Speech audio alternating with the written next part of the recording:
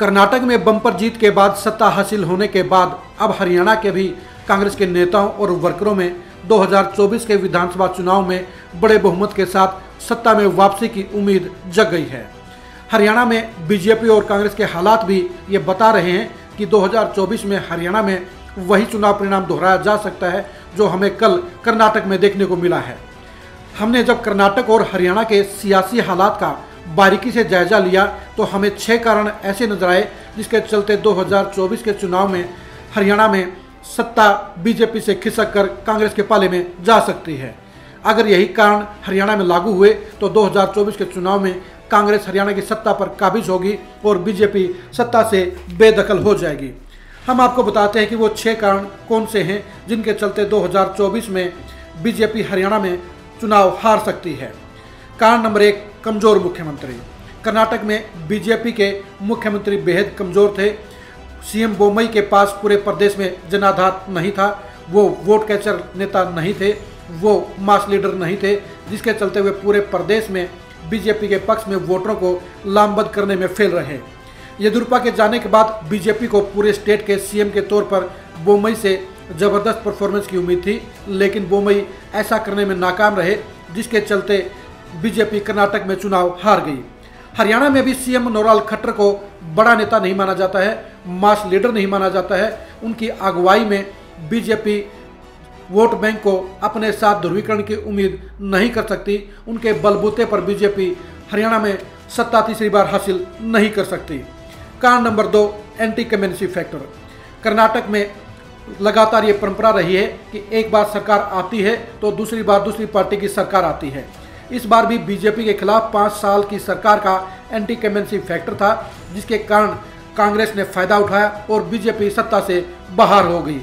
हरियाणा में भी बीजेपी 2024 के चुनाव में सत्ता में 10 साल से काबिज होगी और इस समय हरियाणा में भी बीजेपी सरकार के खिलाफ एंटी कमेंसी माहौल देखने को मिल रहा है। इसका फायदा कांग्रेस उठाने का काम करेगी।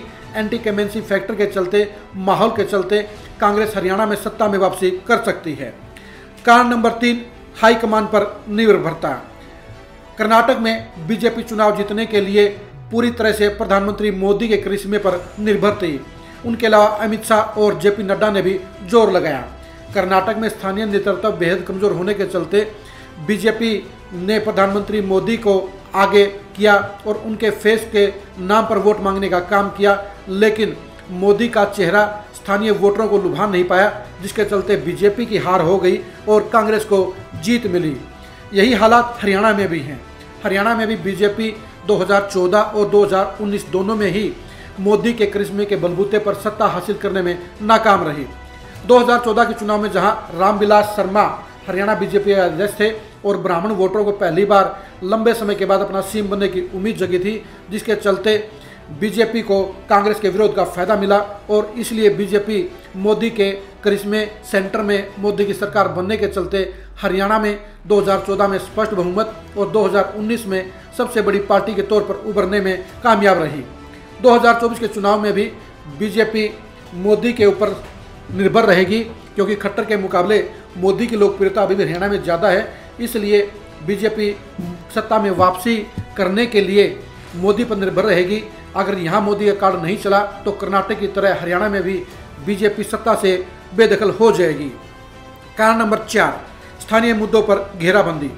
कांग्रेस ने सोची समझी रणनीति के तहत कर्नाटक में चुनाव लड़ा। कांग्रेस ने बीजेपी सरकार की नाकामियों को भरपूर तरीके से कैश करने का काम किया। बीजेपी सरकार की भ्रष्टाचार की छवि बनाने का काम किया गया। बीजेपी की सरकार को 40% कमीशन की सरकार डिक्लेयर किया गया और इसके अलावा बेरोजगारी और प्रशासन में विफलता के मुद्दों को भी जोर से उभारा गया, जिसके चलते जनता में बीजेपी के सरकार के खिलाफ माहौल बना और इसका भरपूर फायदा कांग्रेस को हुआ। हरियाणा में भी ऐसा है। कांग्रेस बेरोजगारी, प्रॉपर्टी आईडी, बीपीएल कार्ड, बुढ़ापा पेंशन और ओल्ड पेंशन स्कीम के मुद्दों पर बीजेपी की सरकार को घेरने का लगातार प्रयास कर रही है। इन मुद्दों पर हरियाणा का बहुत बड़ा वर्ग प्रभावित होता है। इन वोटरों के बीजेपी के खिलाफ होने के बाद हरियाणा में सत्ता का बदलाव पक्का हो जाएगा। कांग्रेस इन मुद्दों पर लगातार बीजेपी की सरकार को घेरने का काम कर रही है। इन मुद्दों पर अगर बीजेपी की सरकार घिर गई तो कांग्रेस के लिए सत्ता में वापसी करना कर्नाटक की तरह आसान हो जाएगा। कारण नंबर 5, वोटों का ध्रुवीकरण। कर्नाटक में बीजेपी की सरकार के खिलाफ वोटों का ध्रुवीकरण हुआ। वोक्कालिगा दलित और मुसलमान वोटरों ने एकजुट होकर बीजेपी के खिलाफ वोट डालने का काम किया, जिसके चलते बीजेपी सत्ता से बेदखल हो गई। हम आपको ये बता दें कि कर्नाटक के चुनाव में बीजेपी का वोट बैंक 2018 के मुकाबले कम नहीं हुआ है। 2018 के चुनाव में बीजेपी को 36% वोट मिले थे, अब की बार भी 36% वोट मिले हैं, लेकिन कांग्रेस ने अपना वोट बैंक बढ़ाने का काम किया और अपने पक्ष में वोटरों की ध्रुवीकरण करने का काम किया, जिसके चलते वहां बीजेपी चुनाव हार गई। हरियाणा में भी हालात ये हैं कि हरियाणा में भी बीजेपी के खिलाफ जाट, दलित, सिख और मुसलमान वोटर लामबंद हैं। इन वोट बैंकों के चलते 75 सीटों पर बीजेपी को हार का सामना करना पड़ सकता है। ये 4 वोट बैंक मिलकर अगर बीजेपी के खिलाफ लामबंद हो गए तो बीजेपी के पास जीतने के लायक सिर्फ 15 सीटें ही बचेंगी। अगर 75 सीटों पर ये चारों वोटों का ध्रुवीकरण हो गया तो बीजेपी का सत्ता से बेदखल होना पक्का हो जाएगा। कारण नंबर 6, वोट शिफ्टिंग। कर्नाटक के चुनाव के अंदर वोट शिफ्टिंग ने हार जीत में महत्वपूर्ण भूमिका निभाई। बीजेपी ने 5 साल की सरकार के बावजूद अपने वोट बैंक को बरकरार रखा, लेकिन बजरंगबली के मुद्दे पर मुस्लिम वोटर पूरी तरह से कांग्रेस के साथ में लामबंद हो गए और जेडीएस का 5% वोट बैंक खिसक कर कांग्रेस के पास चला गया, जिसके चलते कांग्रेस 2018 के 38% वोट बैंक से आगे बढ़कर 43% वोट बैंक पर आ गई। हरियाणा में भी आसार इस तरह के नज़र आते हैं और बीजेपी के खिलाफत में जाट वोटरों का बड़ा हिस्सा जेजेपी से खिसक कर कांग्रेस के पक्ष में जा सकता है।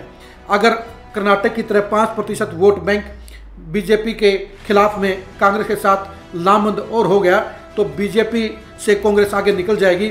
उन हालात में कर्नाटक की तरह हरियाणा में भी बीजेपी सत्ता से बेदखल हो जाएगी और कांग्रेस सत्ता पर काबिज हो जाएगी। ये 6 कारण आपको साफ तौर पर बता रहे हैं कि बीजेपी हरियाणा में 2024 में सत्ता के संकट से गुजरेगी और कांग्रेस के पास बीजेपी को हराने का सुनहरा अवसर रहेगा। कांग्रेस बीजेपी को घेरने का काम आसानी से कर सकती है। इन हालात में एक सबसे बड़ा फैक्टर जेजेपी का रहेगा। अगर कर्नाटक में बीजेपी और जेडीएस का गठबंधन हो जाता तो कांग्रेस सत्ता पर काबिज होने के बजाय 50 से भी कम सीटों पर सिमट जाती। यही माहौल हरियाणा के समीकरणों पर भी फिट बैठता है। अगर बीजेपी ने जननायक जनता पार्टी के साथ 2024 के चुनाव में गठबंधन कर लिया तो फिर कांग्रेस सत्ता से बाहर ही रहेगी और गठबंधन तीसरी बार सत्ता पर काबिज हो जाएगा। 6 कारणों के जरिए हमने आपको बताने का काम किया है कि किस तरह से बीजेपी हरियाणा से सत्ता से बेदखल हो सकती है और कांग्रेस सत्ता हासिल कर सकती है। बीजेपी के पास 2024 में सत्ता बचाने की बड़ी चुनौती रहेगी और कांग्रेस के पास कर्नाटक की तरह बीजेपी सरकार को सत्ता से बेदखल करने का सुनहरा अवसर रहेगा। अब देखने की बात यही है कि बीजेपी और कांग्रेस दोनों में से कौन सी पार्टी अगले 1.5 साल में हरियाणा के सियासी हालात को लेकर अपनी वर्किंग को अमली जमा पहनाती है, बेहतर रणनीति बनाती है और चुनाव में बेहतर प्रत्याशियों का चयन करती है। 2024 में बीजेपी, कांग्रेस, जेजेपी, आईएनएलडी और आम आदमी पार्टी की रणनीति पर हमारी खास नज़र रहेगी। चुनाव को लेकर और सियासत को लेकर एक्सक्लूसिव खबरों के लिए आप खरी खरी न्यूज़ के साथ जुड़े रहिए। नमस्कार।